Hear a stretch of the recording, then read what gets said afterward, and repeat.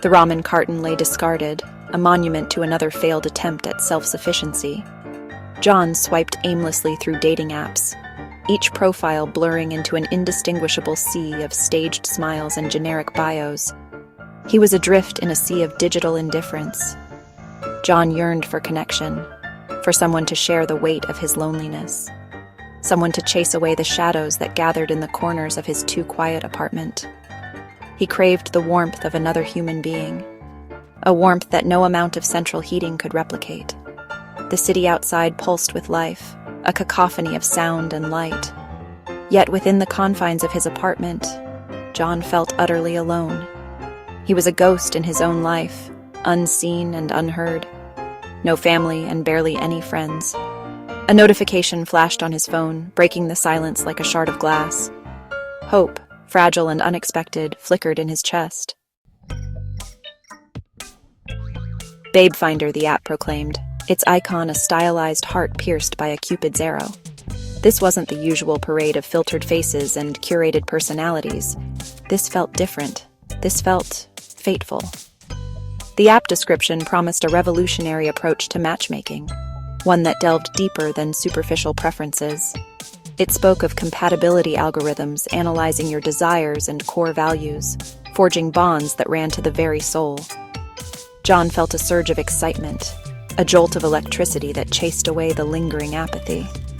Could this be it? Could this be the answer to his prayers, the end of his solitary existence? He had to know more. He clicked download and waited, his heart thudding a frantic rhythm against his ribs. This felt different. This felt important. The download bar inched forward, agonizingly slow. John's leg jiggled with nervous energy. He tapped his fingers against the armrest, impatience gnawing at him. He just wanted to get started, to see what destiny had in store. A wall of text, the dreaded terms and conditions, appeared on the screen. John didn't hesitate. He scrolled rapidly to the bottom, his finger hovering over the accept button. He knew he should read it, but who bothered with such nonsense? But the allure of the unknown, the promise of companionship, was too strong to resist. He clicked accept, sealing his fate with a single tap. Let the matchmaking begin. He had a good feeling about this. The app's interface was sleek and minimalist, all white space and elegant typography. A series of questions appeared, each one more unexpected than the last. This was no ordinary dating app. This was something far more profound. What was your favorite childhood toy? The app inquired. John typed in Lego blocks, a wave of nostalgia washing over him. He could almost feel the plastic bricks in his hands, the satisfaction of snapping them together to create something new. What was your favorite meal as a child? Another question popped up. John smiled, remembering the comforting warmth of his grandmother's chicken noodle soup. He typed in his answer, each keystroke a step closer to finding his perfect match. The app delved deeper, probing his memories of childhood, favorite things, and even the scent of his favorite crayon. John even joking put breastfeeding was the most relaxing thing from his childhood. With each answer, John felt a strange sense of vulnerability, as if he were baring his soul to the algorithm. But it felt right. It felt intimate.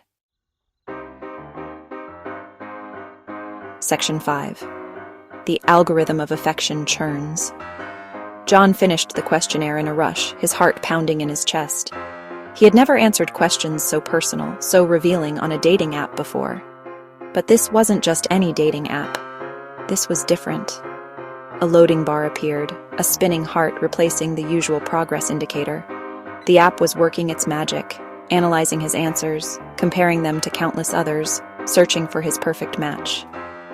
He waited, his anticipation growing with each passing second. He checked the time, then checked it again. The seconds seemed to stretch into an eternity. He paced the room, unable to sit still, his nerves frayed. Finally, his phone vibrated. He snatched it up, his heart leaping into his throat. "Match found," the screen proclaimed. A perfect match.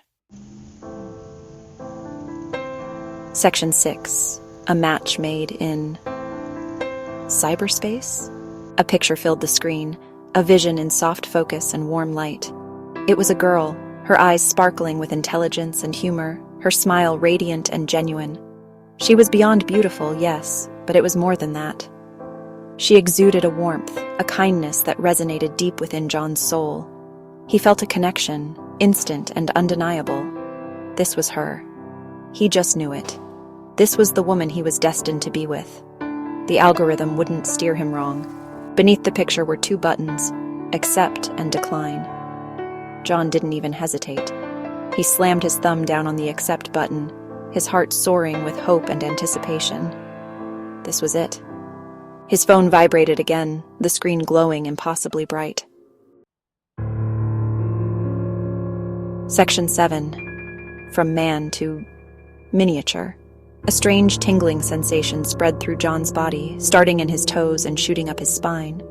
He felt dizzy, disoriented, like his insides were rearranging themselves.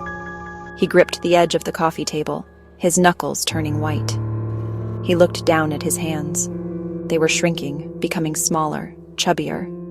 Panic seized him, cold and sharp. He tried to scream, but no sound came out. His vision blurred, his surroundings growing larger around him. The bookcase by the door loomed above him like a skyscraper. He fell to his knees, his body morphing, changing, reverting to a form he hadn't inhabited in decades. The glowing phone clattered to the floor, its screen displaying a single, chilling word. Congratulations, John was no longer an adult. He was a toddler. The world was a cacophony of unfamiliar sensations. His clothes felt strange and baggy against his newly shrunken frame. He tried to stand, but his legs wobbled beneath him, unused to carrying his weight, his muscles too underdeveloped to support him. He stumbled, his tiny hands grasping for purchase. He looked around the room, his perspective skewed, everything appearing larger than life. The familiar furniture seemed alien and menacing. Fear, raw and primal, welled up inside him. He needed help. He heard a knock at the door, the sound echoing like a thunderclap in his ears. He crawled towards the sound, his tiny fingers gripping the carpet. He left his boxers and PJ pants behind, his shirt the only thing giving him any modesty. He needed to get to the door, needed to see who was there. Maybe they could help him. He pulled himself up on shaky legs, his head barely reaching the doorknob. He fumbled with the latch, his uncoordinated fingers struggling to find the mechanism to unlock it.